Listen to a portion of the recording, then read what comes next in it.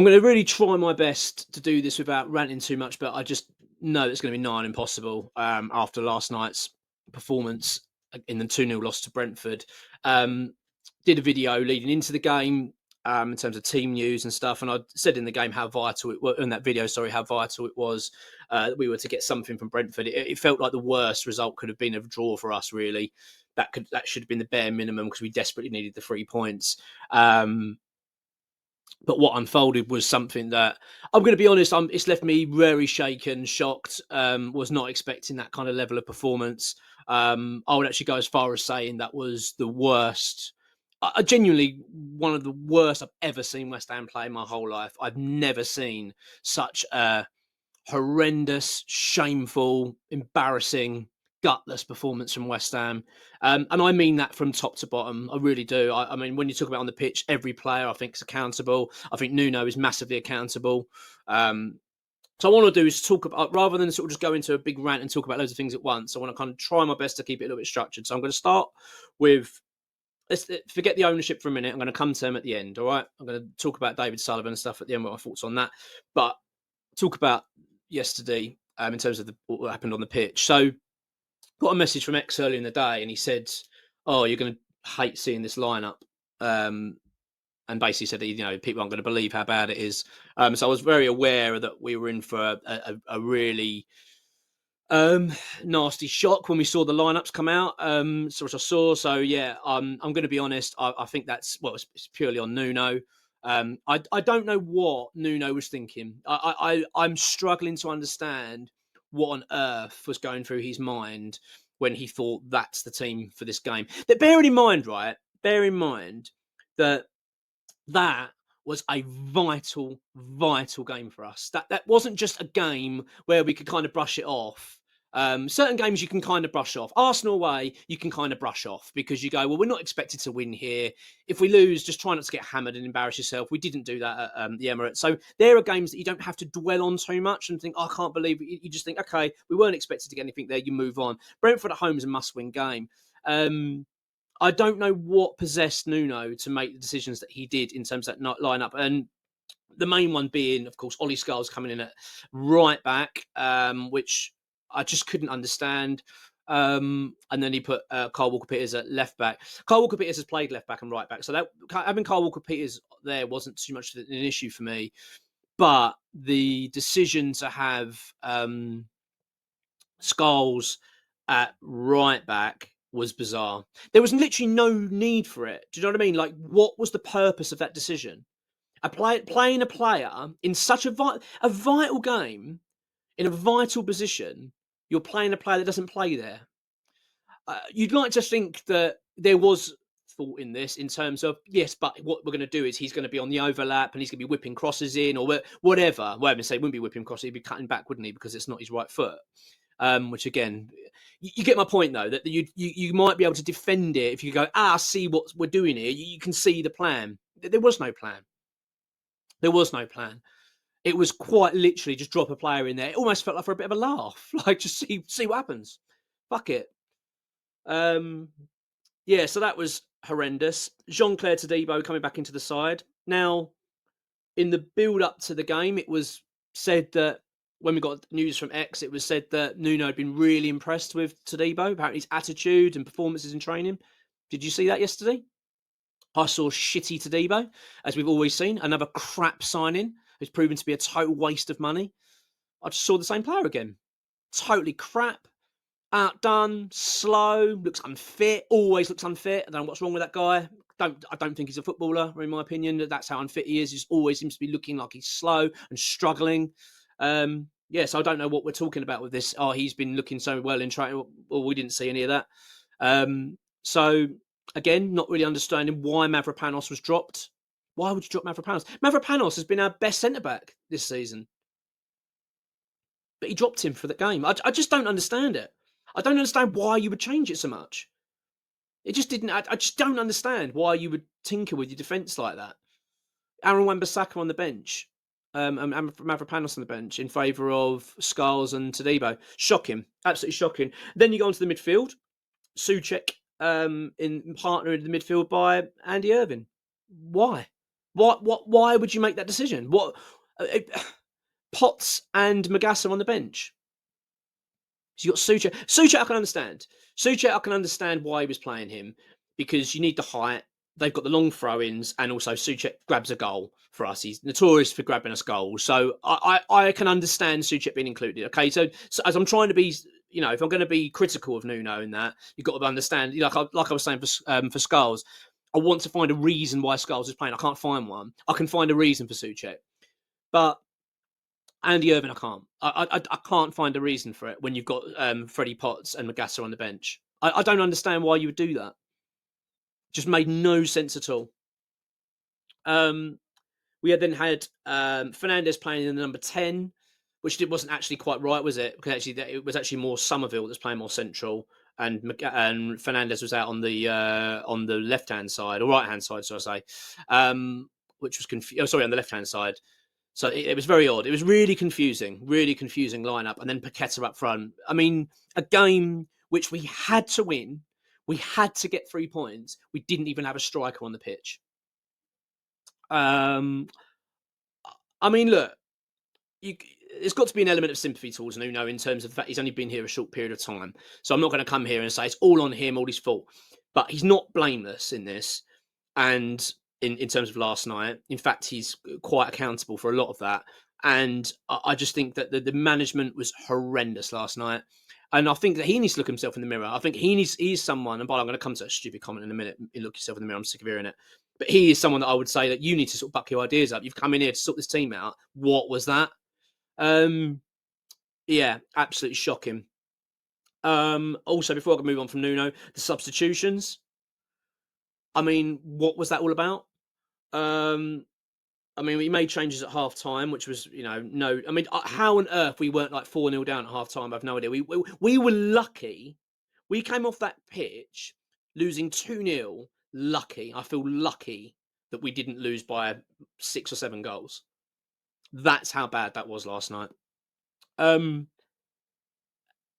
mean, he goes to a back 5 in the second half. He's defending more because we couldn't cope. And he brings on Mavropanos, kept Todibo on, who was getting rinsed throughout the game. Mavropanos also then goes on and picks up an injury, which is going to rule him out for ages. He couldn't even walk, so he's in. I mean, that's horrendous for us. He takes off Thomas Suchek and brings on Rodriguez. And again, I honestly, I'm absolutely stunned by what we saw last night in terms of Nuno's performance.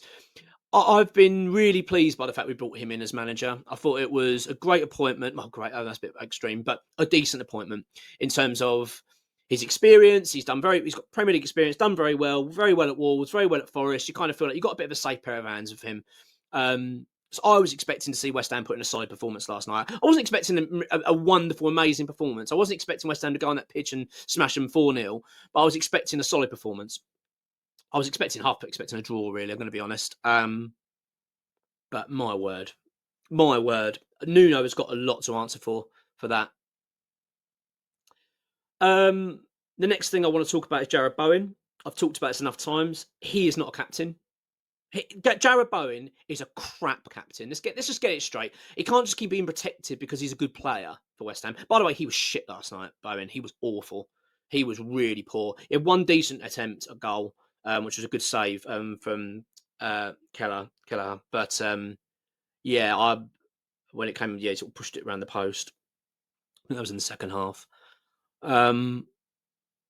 But Bowen's a terrible, terrible captain. I'm really tired of hearing anything else that he leads by example. He doesn't lead by example, does he? What example does that? Well, I don't really know what that means. Lead by example. When you say lead by example, I want to see a battling, hard, tough performance. You don't get it from Bowen half the time. He just goes, his head's down all the time. It just looks like he's pissed off and miserable. I don't blame him. I don't blame him for being captain. It's not his fault. He was selected by a fucking idiot Lopetegui.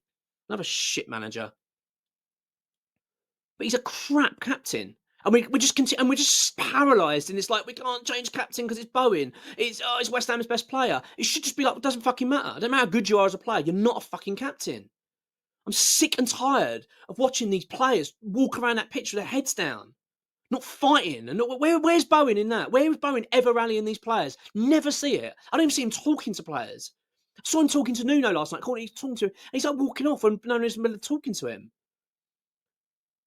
Oh, I'll tell you what. Just I know, I'm really trying hard to lose my rag here, but it's incredibly difficult. But yeah, I'm sick and tired of it. Sick and tired of it.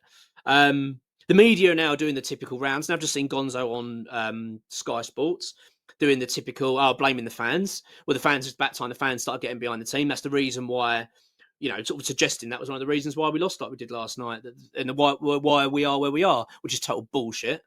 Probably the best fans out in the Premier League is West Ham fans. Do you know what I mean? I'm not being horrible. We're a fucking noisy bunch who supported him thick and thin and thinner and thinner. And then getting criticised. I'm sick and tired of our ownership. We hate our stadium. We're fed up with being supporting this club. I'm sick of it. I don't know about you. I'm sick to death of it. Sick of the misery of being a West Ham supporter that never seems to ever end. All because we're stuck with these pathetic, incompetent owners that their heads are so far up their fucking arse, they can't tell how bad they fucking are. Can't admit how bad they are. And we're the fucking blame to blame. You're having a laugh. Like as Jamie O'Hara said that as well. Fucking Spurs prick. Anyway, right, let's keep going. And obviously now to the owners. I mean, there were plenty of empty seats last night. And I think that'll be a running theme throughout. There ain't many fans rushing back going to that Newcastle game. I ain't. Are you? You looking forward to it, rubbing your hands together? Oh, I can't wait to go and watch West Ham Newcastle. I'm dreading it. I dread going there now. I dread going to that stadium. I genuinely hope. I long for weekends where I'm away from home, where I haven't got to go, because I don't go many away games. I go to a couple of season if I can get tickets, and also get travel and whatever. But genuinely, like I say, I'm feeling about West Ham, and I think many share that as well. I don't think there are many fans now that look forward to going. I just think they just hang their heads in shame for what they're witnessing. You've got David Sullivan sitting there last night with his fucking feet up against the glass with his stupid jacket on. I mean, who is this fucking idiot that runs our football club? Honestly, can't wait to see the back of him. Can't wait to see the back of these fucking owners. And let's get it straight. We're getting relegated this season. West Ham are going to get relegated. I just do not see any other thing. This will not turn around. I do not see Nuno turning this around. It will be a miracle. If West Ham are not in that bottom three come May, it will be a miracle. I genuinely believe that we will be gone by Christmas. I think by that point, I think we will be long gone. Because the fixtures we've got coming up, if that's how we're performing in a must-win game against the team, let's get it straight as well, against a pretty crappy Brentford team. They're not great. It wasn't like Brentford blitzed us because they were so brilliant. They just thought this. It's like watching last night was like watching dads versus the kids at a sports day event. That's how it felt. It just felt like we were children running around, didn't know what to do. They should hang their heads in shame. And then you wake up in the morning and all you get is this bullshit media from West Ham United. Andy Irving coming out, Bowen coming out. Oh, we've got to dust ourselves down. Oh, we've got to do much better. I'm just sick and tired of hearing them talk. These stupid, incompetent players, managers, all that, and just telling us how fucking we're going to turn things around. We're sick and tired of it. Sick and tired of it. And I've got to be honest, I think Nuno must be looking on. Well, I'm no doubt about it. I'm sure he'd be regretting taking this job now. I'm sure he's waking up this morning thinking, what have I done? And Nuno, by the way, we've seen Nuno, he's got a track record for this. He'll be trying to get out of this football club sooner rather than later. Because he'd be thinking, this is destroying my reputation already. I've only been here a few weeks. But as I said earlier, he's not exempt from blame from this. He can't be. At the end of the day, he picked that team. I don't know what was going through his head. Tony Cotter put up a good post and just said, why don't you just play your best players in their positions? Why would you do that? Why wouldn't you just play when you're in this position, right? When you're in a position where you just have to grind out a result by hook or by crook, you've got to get a result. You play your best players in the best position. You don't start experimenting. You don't start going, I'll tell you what I'm going to do. I'll tell you what I'll do, something really wild. I'm going to play that left back. I'm going to chuck him at right back today to see what happens. Why would you do that? Why wouldn't you just start Wan-Bissaka out there? An experienced right back. I can understand dropping Juve, by the way. I can understand it. People say, why did you drop Juve? I don't really rate Juve defensively. I think offensively he looks great. I think defensively he looks woeful at the moment. I think he's way off the pace of the Premier League. So I get that one. I get why you might say, do you know what, I'm going to put Kyle Walker-Peters out there. Or vice versa, put Wan-Bissaka them. Utilise them too and say they've got the experience. Premier League, they get it. why would you then drop Mavropanos for Todibo? Why? Why would you do that? Why would you drop your best performing centre back? And by the way, I haven't mentioned Kilman. I mean, Kilman is a fucking disgrace of a player, an absolute disgrace. What a horrendous signing.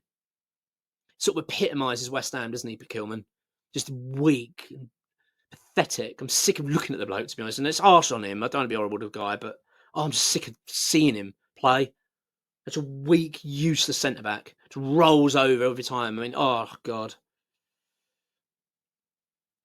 Yeah, so that's my sort of rant over from the last night. I'm going to try my best to calm down and, try to muster up the energy for Friday night. I mean, oh God, we got Leeds away, and I thank God it's away. I wish every game was away now. I wish every game was away this season. I would happily be all away. I think we've got a better chance. We have been horrendous. We've won twice all year at this stadium. Twice. All year. Oh, my God. I think the last win there was in February. I think someone told me. Oh, it's just so bad, isn't it? So bad. Club feels rotten, doesn't it? Just feels rotten.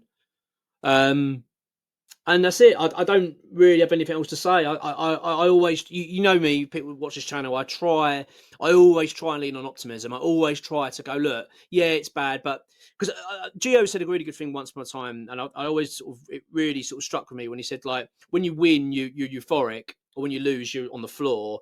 But actually, the reality is somewhere in the middle, so you don't get too caught up in it. So I always try to sort of keep that midway balance, then go, yeah, okay, but we've got Friday night and we'll probably get something there. You know what I mean? Or, but he's coming back from injury. I've got nothing. I've got nothing.